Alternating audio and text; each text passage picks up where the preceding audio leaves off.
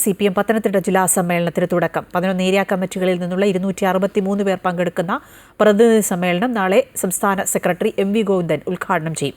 വിഭാഗീയ പ്രശ്നങ്ങളിലെ ചർച്ചയും പുതിയ ജില്ലാ സെക്രട്ടറിയുടെ തെരഞ്ഞെടുപ്പും അടക്കം പത്തനംതിട്ടയിൽ ജില്ലാ സമ്മേളനം സംഭവബഹുലമാകും.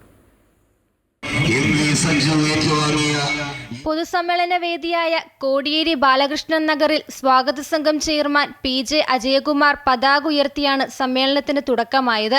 സമ്മേളന നഗറിലേക്കുള്ള വിവിധ ജാഥകൾക്ക് ആവേശോജ്വലമായ സ്വീകരണമാണ് പൊതുസമ്മേളന വേദിയിൽ പ്രവർത്തകർ നൽകിയത്.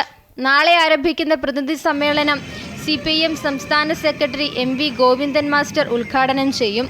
തിരുവല്ലയിലെയും കൊടുമണ്ണിലെയും വിഭാഗീയ പ്രശ്നങ്ങൾ ജില്ലാ സമ്മേളനത്തിന് ചൂടുപകരും.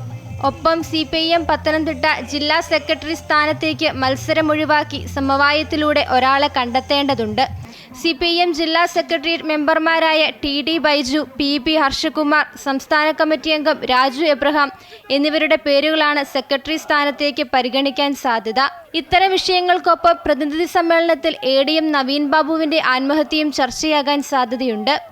വിഭാഗീയത ഉണ്ടെന്ന് പറയുമ്പോഴും ജില്ലയിൽ ആകെയുള്ള 1656 ബ്രാഞ്ച് സമ്മേളനങ്ങളും 113 ലോക്കൽ സമ്മേളനങ്ങളും 11 ഏരിയ സമ്മേളനങ്ങളും പൂർത്തിയാക്കിയതായാണ് CPM പത്തനംതിട്ട ജില്ലാ സമ്മേളനത്തിന് തുടക്കമാകുന്നത്.